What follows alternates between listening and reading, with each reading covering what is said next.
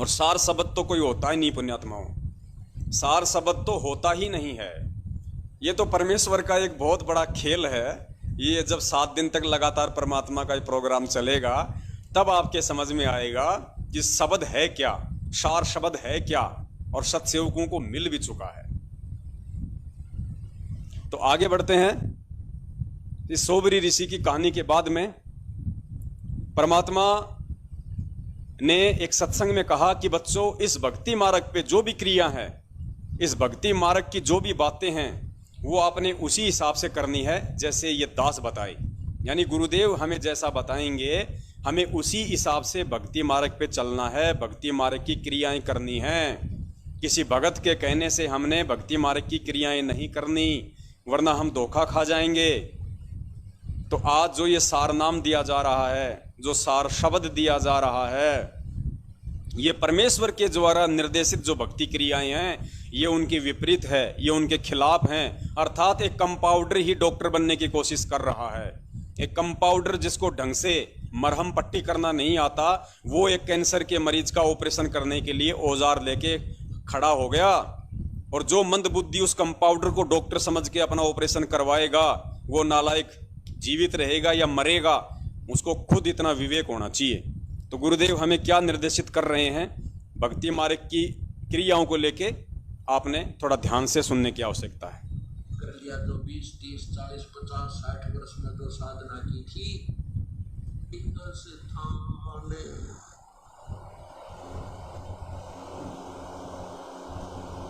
और भक्ति विधि में जो ये दास बतावे, भक्ति की विधि वही आपने करनी है, किसी और के बताए से नहीं करनी। अब 10-5 दिन पहले एक भक्तों में एक ऐसी भ्रमणा फैल गई थी। 1-2 दुष्ट आत्मा पहले हमारी शिष्या थी, अब वो बकवाद करती हैं, अपने हिसाब से वो सेटिंग करती है। उनमें से एक में गुरुजी ने ये सत्संग उस विषय पे किया था जब गुरुजी सतलोक आश्रम बरवाड़ा में सत्संग करते थे। तो वहां पे 2 लेडीज थी, सतलोक आश्रम मैनेजमेंट हरियाणा की खड़ी की गई। उन दोनों ने मनमाना आचरण शुरू कर दिया था। उसमें से एक में से भूत आता था और दूसरी उसकी चमचागिरी करती थी, और दूसरी ने यह कहना शुरू कर दिया कि भैया इसके अंदर तो कबीर भगवान आते हैं और गुरु जी का आदेश है, इसको गुरु मानना है, इसी को दंडोत करना है, और ये जैसा कहे वैसा ही करना हमने। और ध्यान रखना, गुरुजी से कोई बातचीत मत करना, नहीं तो गुरुजी नाराज हो जाएंगे। ऐसा इन्होंने एक षड्यंत्र रचा सतलोक आश्रम बरवाला में। महीने भर तक इनका षड्यंत्र चला। उसके बाद में परमपिता परमेश्वर जी को मालूम पड़ा। वो तो अंतर्यामी थे, उनको तो पहले ही मालूम था, लेकिन एक उदाहरण परमात्मा देखना चाह रहे थे, वो बनाना चाह रहे थे कि आने वाले समय में आत्माओं को कैसे सावधान किया जाए कि ऐसे षड्यंत्रकारी भी संगत में खड़े होंगे। तो उस विषय पे परमात्मा ने सत्संग किया। और फिर बाद में पूज्य गुरुदेव जी ने कहा कि भक्ति मार्ग की जो क्रिया हैं वो दास कहे वैसे ही आपने करना है। किसी दूसरे के द्वारा बताई गई अगर आप क्रिया करोगे तो इस परमात्मा की शरण से दूर हो जाओगे। तो पुण्यात्माओं, आज जो सार शब्द, जो फर्जी सार शब्द जो एक बलात्कारी व्यक्ति बसंत सैनी के द्वारा मगरमच्छ महेंद्र भगोड़ा दिलवा रहा है, वो परमात्मा के अनुसार नहीं है, वो परमेश्वर की भक्ति क्रियाओं के खिलाफ है। तो इस सत्संग को ध्यान से सुनना और उसके बाद खुद निर्णय करना कि 70% संगत किस दिशा में जा रही है। भूत आता है, प्रेत और हरे फूट के बाग। तो पुण्यात्माओं, ये दास डॉक्टर है और एमडी है, डॉक्टर समझो, जो लेटेस्ट सुपर। सच्चाई पुण्यात्माओं, थोड़ा सा डिस्कनेक्ट हो गया था, परमात्मा ने फिर से जोड़ा है। तो गुरुदेव कह रहे हैं कि दास इस भक्ति मार्ग का डॉक्टर है, सर्जन है, और कोई नहीं पृथ्वी पे, बाकी सब मरीज हैं। और मरीज से के कहने से मरीज दवाई लेने लग गया, दोनों मरेंगे, क्योंकि वो क्यों मरेगा, उसने दवाई गलत खा ली, उसको ऑपरेशन होगा, क्योंकि परमात्मा उससे नाराज होगा। ये भक्ति का जो ट्रीटमेंट है ना, टेबलेट दास बताओ वैसे ही लेनी है आपने, अर्थात जैसे भक्ति दास के ऐसे करो,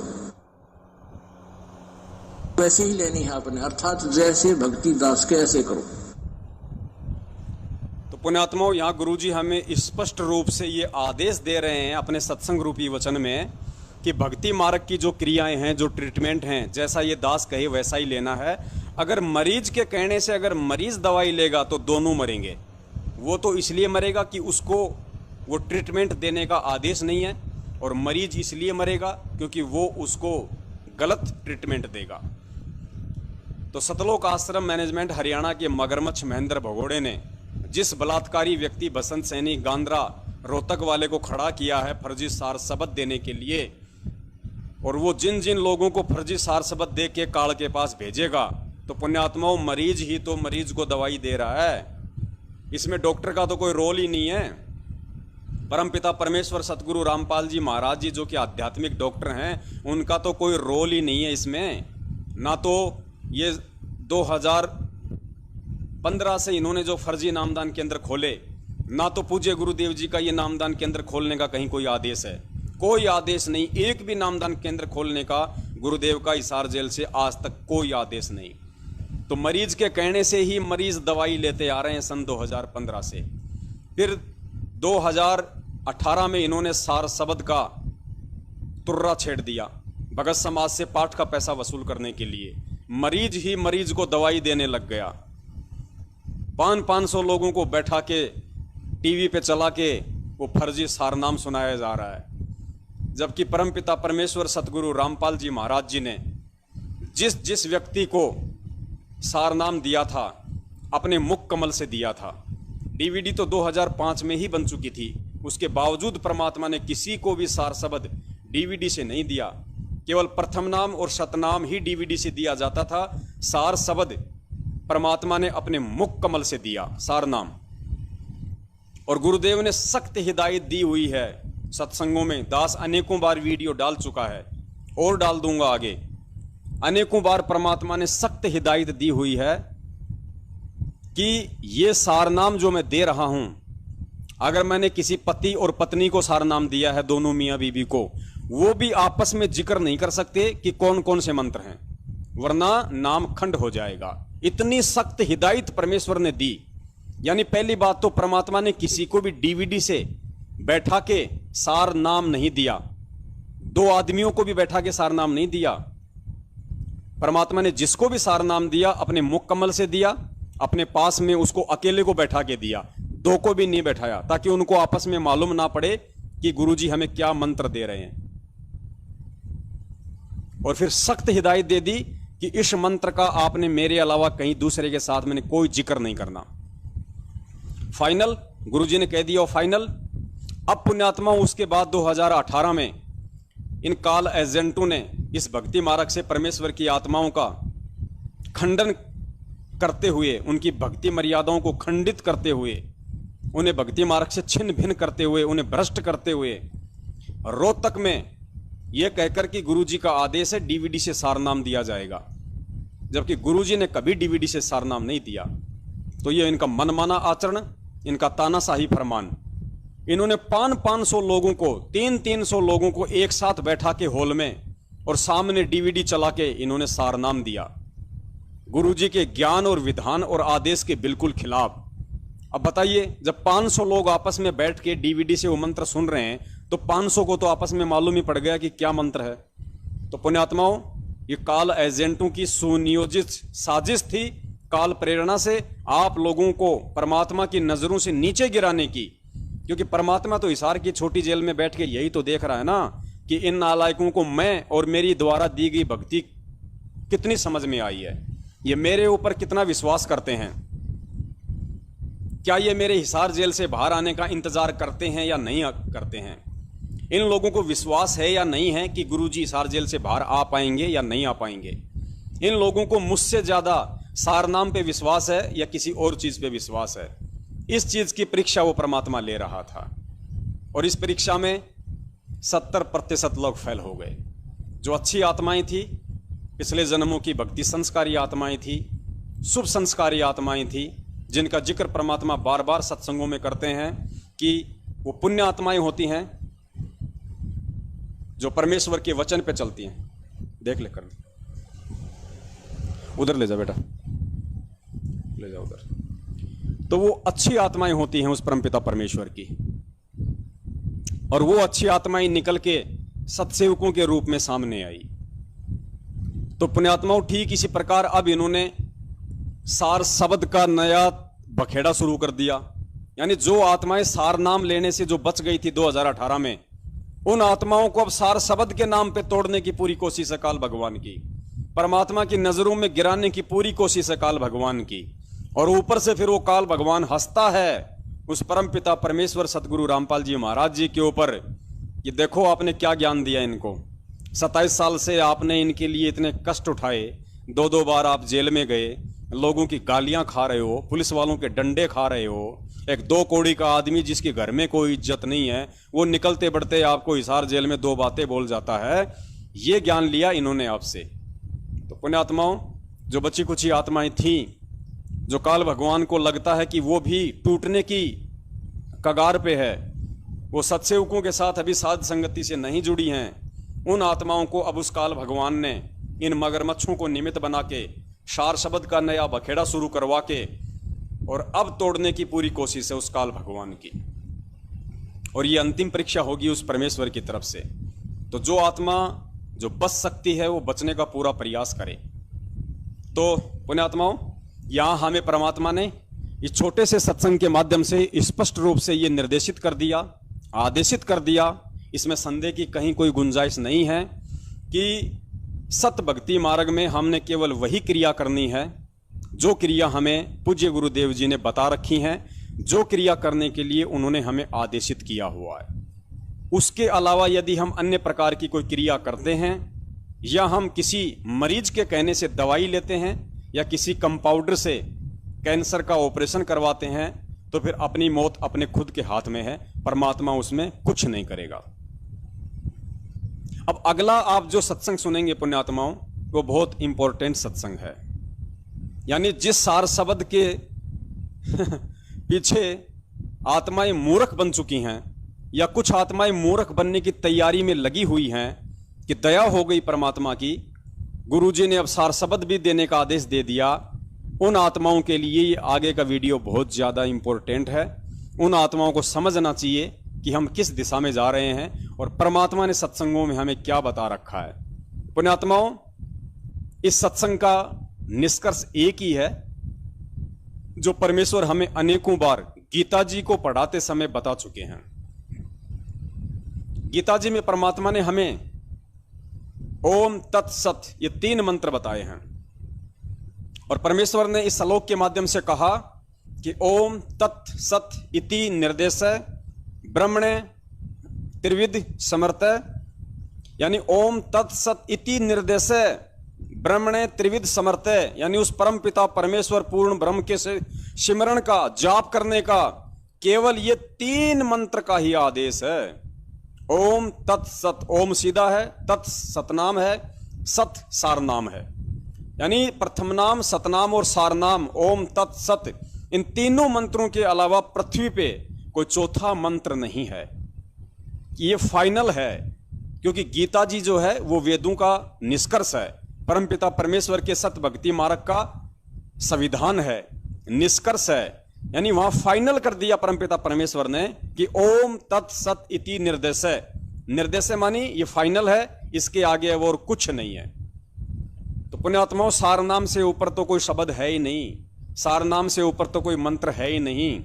ये तो परमपिता परमेश्वर के हमें सत्संगों को समझना पड़ेगा, उनके संकेतों को समझना पड़ेगा।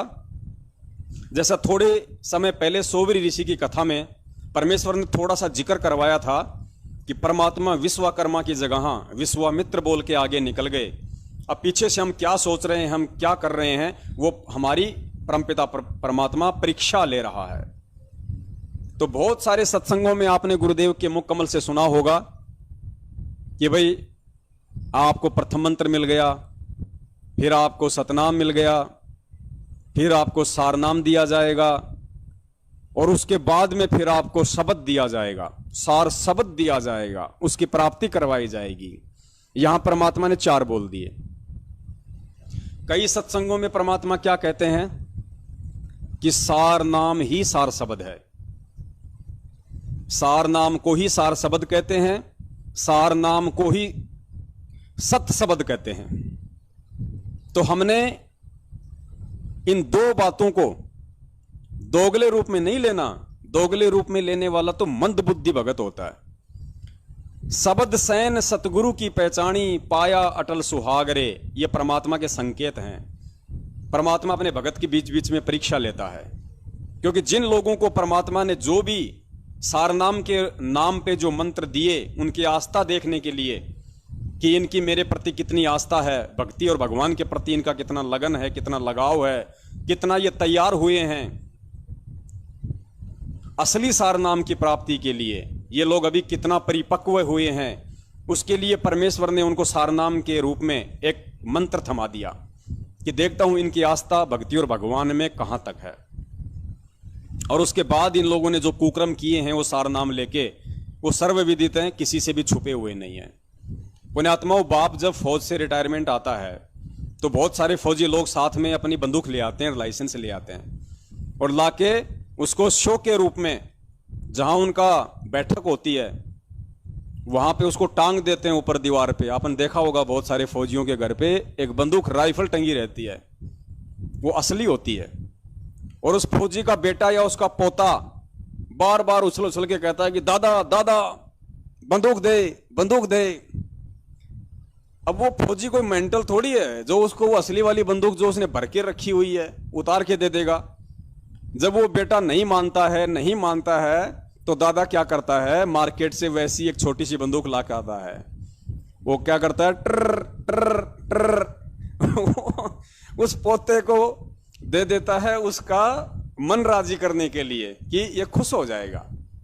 और जैसे ही उसको 5 रुपए की मार्केट से बंदूक ला के देता है और पोता हाथ में लेते फिर क्या करता है पुण्यात्माओं, सबसे पहले दादा की तरफ वो बंदूक करेगा ट्र ट्र ट्र।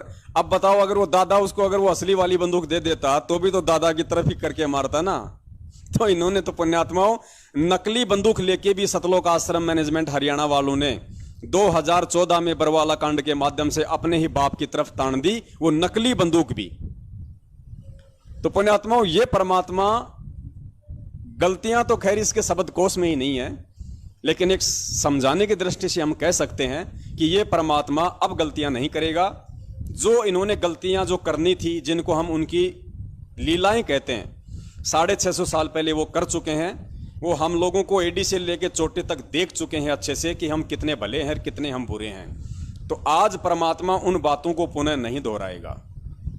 आज परमात्मा असली वाली बंदूक अपनी उसी पुण्यात्मा के हाथ में देगा जो अपने बाप को समझ चुकी है और जो उस बंदूक के विषय में अच्छे से जान गया है, पहचान गया है कि ये बंदूक क्या कर सकती है, क्या नहीं कर सकती है। उन्हीं आत्माओं को परमात्मा असली सार नाम देगा, चाहे उसको सार शब्द कह दो, चाहे उसको सार नाम कह दो, चाहे उसको सत शब्द कह दो। नकलियों के हाथ में, मंद बुद्धियों के हाथ में परमात्मा वो बंदूक नहीं पकड़ाएगा।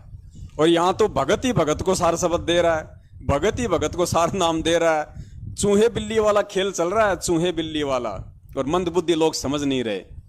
तो अब आप जो सत्संग सुनेंगे पूज्य गुरुदेव जी का, इससे काफी कुछ आपको समझ में आएगा कि वास्तव में गीता जी का जो विधान है वो अटल है, वो दोगला नहीं है।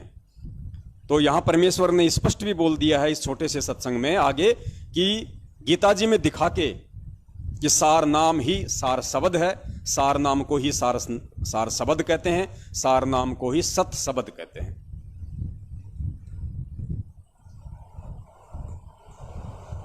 जो पहला मंत्र हमने आपको दिया, ये आपके सांसारिक सुख और यहाँ की जो भी आपको इच्छाएं आपको पूरी होती रहेंगी।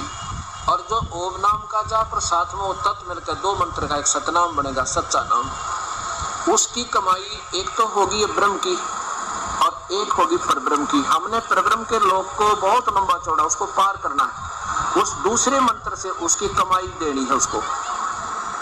और तीसरा जो मंत्र होगा वो कमाई हमें उस परम पिता परमात्मा के उस सच्चे लोक में, सतलोक में सथाई तो प्राप्त कराओगा। और वो तीसरा जब कामयाब होगा, जब यहाँ से आप बिल्कुल इतना आपका धन हो जाएगा, इतनी कमाई हो जाएगी कि ये पीछा छोड़ सके, आप ऋण मुक्त हो जाओगे बिल्कुल, तब वहां जा सकोगे। इसलिए वो तीसरा मंत्र सार नाम है, उसको सत शब्द भी कहते हैं, उसको सार शब्द भी कहते हैं, उसको सार नाम भी कहते हैं और सत शब्द भी कहते हैं। आपको दिखाता हूँ। और तीसरे बिना ये बात नहीं बने। अब क्या कहते परमात्मा ने यहाँ अपने मुख कमल से स्पष्ट कह दिया है कि जो तीसरा मंत्र है सार नाम, उसके बिना बात नहीं बनेगी। उसको ही सत्शब्द कहते हैं, उसी को सार शब्द कहते हैं, उसी को सार नाम कहते हैं। आगे परमात्मा और बताएंगे गीता जी में दूसरे श्लोक दिखा के भी। नादान संत देखे कोई सोहम नाम देता है, सोहम तो ये देने के अधिकारी भी नहीं है, क्योंकि ये उस परम पिता परमात्मा का नुमाइंदा हंस दे सके, ये अधिकारी नहीं सोहम नाम देने के। और फिर उसके 2 टुकड़े कर दिए, गोली इधर फेंक दी, बंदूक में डाल दी। गुरुजी कहते हैं कि सोहम जो मंत्र है उसको देने का अधिकारी भी वो परमपिता परमेश्वर है, या उसका जो अधिकारी होता है, अधिकारी यानी स्वयं वो परमात्मा सतगुरु का रूप बना के आता है, स्वयं वो परमात्मा सतगुरु का रूप बना के आता है, अधिकारी बन के आता है। वो सोहम मंत्र भी वो परमात्मा स्वयं ही आके देता है, दूसरों को दान करने का आदेश नहीं देता। और ना परमेश्वर ने आज तक किसी को भी, चाहे वो प्रथम मंत्र हो, चाहे वो सतनाम हो, सार नाम की तो बात ही छोड़ दीजिए, परमात्मा ने किसी को भी आदेश नहीं दिया। केवल उन आत्माओं को दिया और उन्हीं को जाप करने तक सीमित रखा, दूसरों को नहीं बताया। उन्होंने लिखवा दिया परमात्मा ने आने वाले समय के लिए। तो पुण्यात्माओं, अब चलो सार नाम तो चलो इन्होंने आपको डीवीडी से दिखा दिया, भाई वहां पे गुरुजी दे रहे हैं। अब ये सार शब्द कौन दे रहा है आपको? सार शब्द की तो कोई डीवीडी भी नहीं बन रही। अरे सार शब्द की तो गुरुजी ने कोई डीवीडी भी नहीं बना रखी कि गुरुजी उस डीवीडी से सार शब्द देंगे। अब यहां तो वो बलात्कारी बसंत सैनी रोहतक गांद्रा वाला देगा आपको। अब बताओ, परमात्मा तो कह रहे हैं कि सतनाम का जो मंत्र है, सतनाम भी उस परमात्मा के अलावा कोई देने का अधिकारी नहीं है। और यहां तो सार शब्द एक 2 कोटि के जीव, एक बलात्कारी के द्वारा संगत को दिया जा रहा है, बहुत सारों को दे दिया गया है। तो पुण्यात्माओं, ये ड्रामा नहीं चल रहा तो और क्या चल रहा है? तो ध्यान से सुनिए आगे परमपिता परमेश्वर हमें क्या आदेशित कर रहे हैं। और फिर ये अधिकारी नहीं, जैसे जिनको कति अनजान लोग और या कति जानबूझ कर बकवाद करने वाले ही ये ऐसे नाम अपने आप वो मंत्र देते हैं, जो ये अधिकारी नहीं। वो तो वो है जैसे एक एसडीएम बन गया आपका जज्जर के अंदर, पीछे पेपर मारी थी, और एक वहां के एसडीएम के आप एक बनवा कर उसके ट्रांसफर ऑर्डर ऐसे बढ़िया दस्तखत कर दिए जो के जो, और वो भेज दिया। अब उसको उस पर चाहे किससे की मोहर बना ले, बड़ी भी कर दे, ले पैसे और उसको फलाने की मोहर कर दी, उसको दस्तखत कर दिए। और ऐसे जो नकली पासपोर्ट बनाने वाले होते हैं ना, उसको दस्तखत कर दिए। और ऐसे जो नकली पासपोर्ट बनाने वाले होते हैं ना, उन पर चाहे किससे की मोहर बनवा ले, चाहे ड्राइविंग लाइसेंस बनवा ले, चाहे पासपोर्ट बनवा ले, चाहे उन पर वो नकली सर्टिफिकेट बनवा ले, वो सब पर मोहर मार देते हैं और उसी अधिकारी की मार देंगे। तो वो या तो जानबूझ कर बकवाद करने वाले, या कति बालक जिन्हें क्या का नहीं बेरा कि तुम इसके अधिकारी भी हो कि नहीं, जो दस्तखत करके दे रहे हो तुम्हें फांसी गलेगी। तो वो अनजान पड़ा वही करते हैं, लेकिन जानकार तो ये गलती नहीं करते। आज तक किसी ऋषि ने किसी शास्त्र में दिखा दो सोहम नाम दिया होता है, पिछला इतिहास दिखा दो, द्वापर त्रेता और सतयुग का, इस कलयुग में ये काल ने। क्योंकि परमात्मा कहते हैं सोहम शब्द हम जग में लाए और सार शब्द हम गुप्त छुपाए। केवल इस सोहम से भी मुक्ति नहीं हो सकती, चाहे सारी जन्म मुक्ति, क्योंकि पहले अधिकारी नहीं, इनका दिया हुआ मंत्र यो काम नहीं कर सकता, और ये दास देगा। और इस मंत्र, दोनों मंत्रों का जो आप जाप करोगे तो उससे जब तक ये तीसरा मंत्र जो गुप्त है ये नहीं मिलेगा, ये दोनों फेल। फेल का मतलब ये नहीं है कि यूजलेस हो जाएंगे, इनके अपना लाभ बहुत होगा पर वास्तविक मुक्ति रह जाएगी। जैसे कल बताया था कि वो जैसे हमने अकाल मूर्त को तो पाना है, अकाल मूर्त सब स्वरूपी राम सतपुरुष पूर्ण ब्रह्म को तो प्राप्ति करनी है, जिससे हमें सुख, यानी वो तो जल समझो। और ये सच्चा नाम सतनाम जो श्वास से आपको दिया जाएगा, ये बोकी समझो, बोकी, ये क्रिया बोकी है उस अकाल मूर्त को पाने की। अकाल मूर्त सर्वस्वरूपी राम सतपुरुष पूर्ण ब्रह्म, या 5 नाम ज्योत निरंजन निरंकार ओंकार, ये कोई जाप नहीं है, ये तो सारे फेल हैं, यूजलेस है। आपको दिखाऊंगा प्रमाण परमात्मा द्वारा इसका कैसे बताया।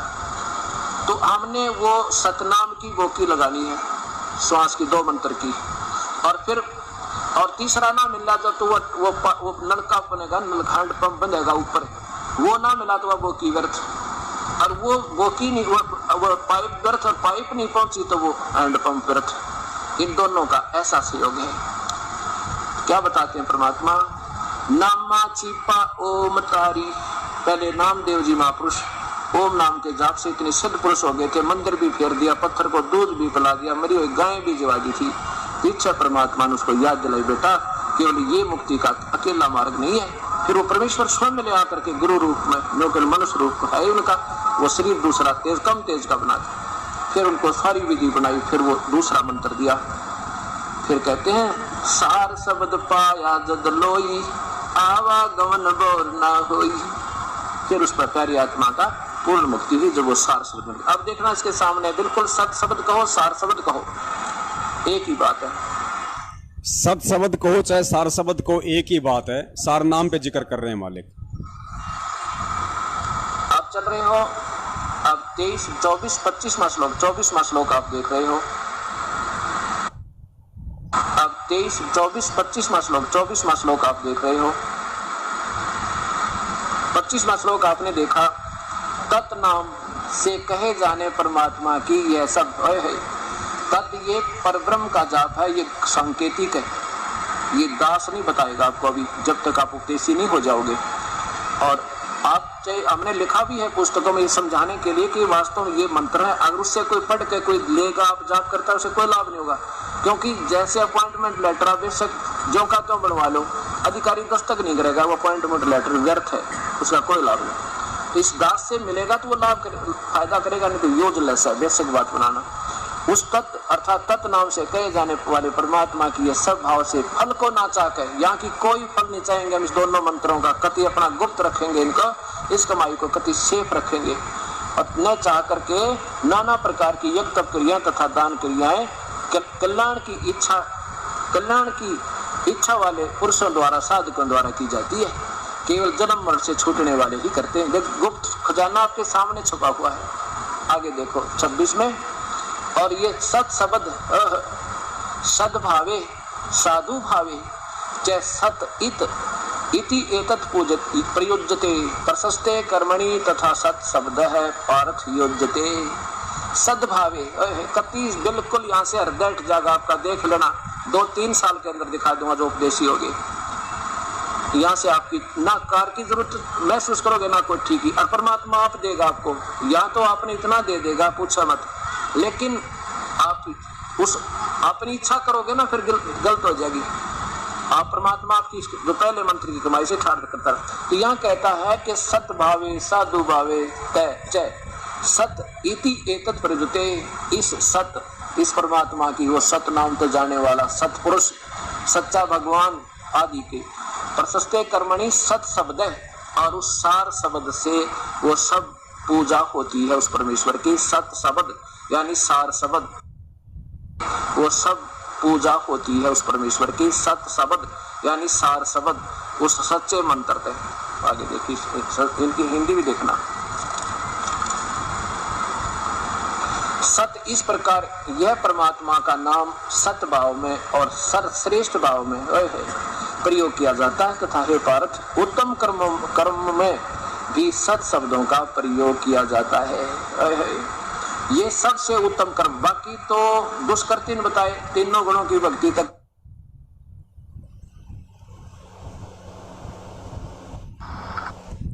तो पुण्यात्माओं, परमपिता परमेश्वर सतगुरु रामपाल जी महाराज जी के मुख कमल से आप जी ने सुन लिया, गीता जी से परमात्मा ने साबित कर दिया, और एक बार नहीं परमात्मा ने कई बार बोल दिया कि जो सार नाम है उसी को सार शब्द कहते हैं, उसी को सत शब्द कहते हैं, दोनों उसी के नाम हैं। अब परमात्मा कई सत्संगों में सार नाम से भिन्न क्यों बोल देते हैं कि सार नाम के बाद फिर शब्द दिया जाएगा, सार शब्द दिया जाएगा। पुण्यात्माओं, परमात्मा अंतर्यामी है। मालिक को तो पहले ही पता था कि इनको मैं सार शब्द के नाम पे जो नकली बंदूक दे रहा हूं, ये तो उसके भी अधिकारी नहीं है, लेकिन इनकी भी इच्छा मिट जाएगी, इनके भी जो कर्म और कुकर्म है वो भी सामने आ जाएंगे।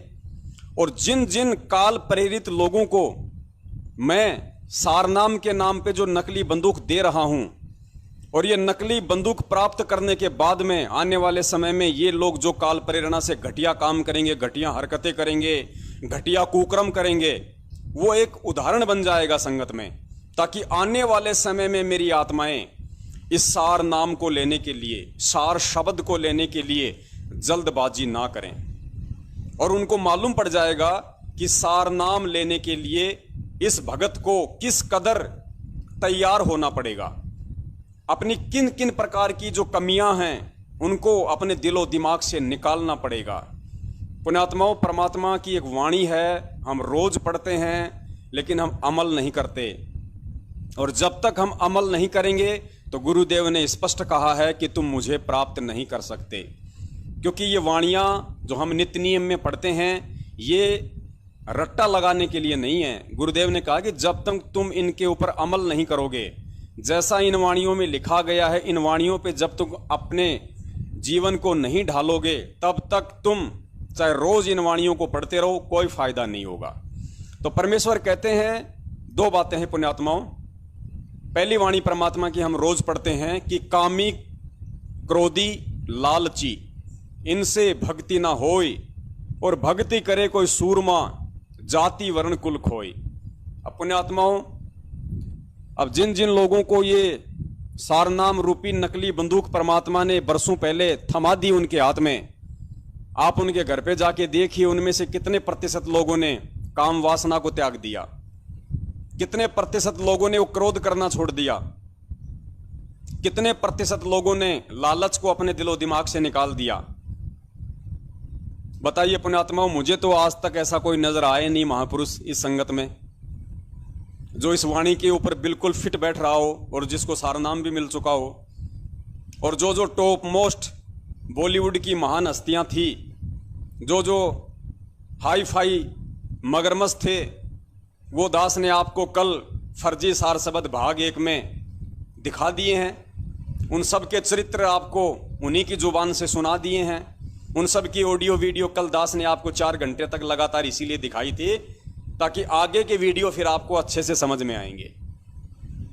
तो बताइए पुण्यात्माओं, परमेश्वर ने जो कहा है कि कामी क्रोधी लालची इनसे भक्ति ना होए, और भक्ति करे कोई सूरमा, कि भाई ये सार नाम लेने का अधिकारी तो मेरा कोई सूरमा बच्चा होगा। सूरमा, सूरमा कौन होता है?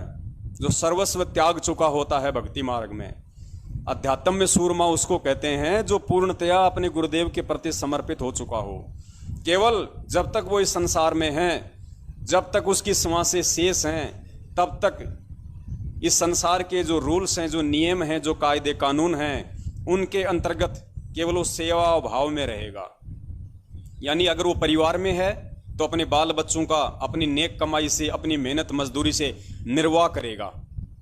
वो उसका वो कर्म है इस लोक में रहते हुए, तो वो केवल वहीं तक सीमित रहेगा।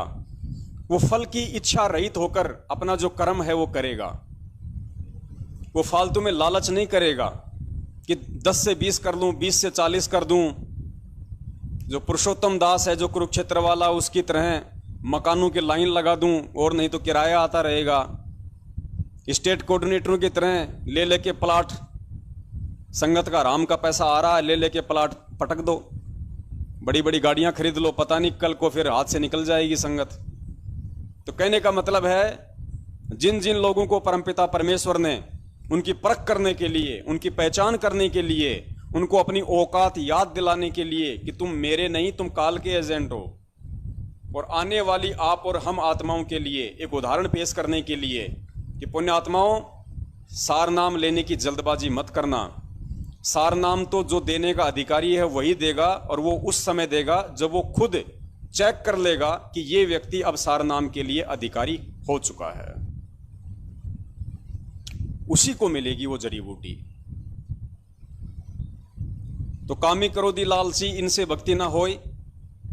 तो मेरे हिसाब से तो वर्तमान में जितनी भी संगत है उसमें से सबसे बड़े कामी क्रोधी और लालची यदि कोई है तो सतलोक आश्रम मैनेजमेंट हरियाणा, या कह लीजिए राष्ट्रीय समाज सेवा समिति, इनके जो मुखिया हैं या गुरुदेव के जो कलयुगी परिवार वाले हैं, स्टेट कोऑर्डिनेटर हैं, नामदान संचालक हैं, इनसे बढ़ के तो और कोई भी व्यक्ति कामी क्रोधी लालची संगत में भी नहीं होगा।